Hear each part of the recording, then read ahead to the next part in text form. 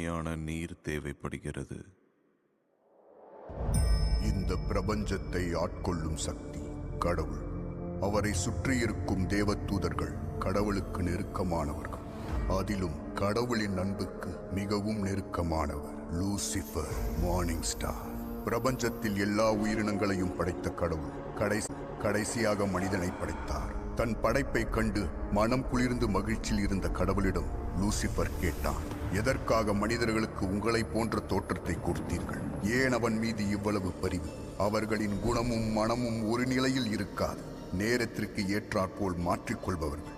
உங்களின் படைப்புகளில் இது தவறான படைப்பு என கூற, அதை கேட்ட கடவுள் கோபத்தில் லூசிஃபரை பாதாளத்தில் தள்ளினார்.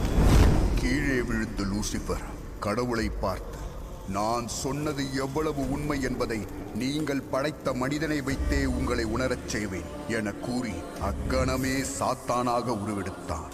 கடவுளுக்கு நிகராக தன் தீய சக்தியால் மனிதர்களின் ஆசைகளையும் தேவைகளையும் பூர்த்தி செய்துவிட்டால், தீய சக்திகளின் வழிபாடுகளையும் பூஜைகளையும் மனிதர்கள் ஏற்று நல்ல சக்தியை அழித்து தீய சக்தி உயிர் கொள்ளும் என்ற நம்பிக்கையில் லூசிஃபர் 3 ஆறுகள் என்ற அடையாளத்துடன் தன் மகனை தூதனாக பூமிக்கு அனுப்பினான். மனித உருவில் சாத்தான் பூமியில் அவதரித்தது.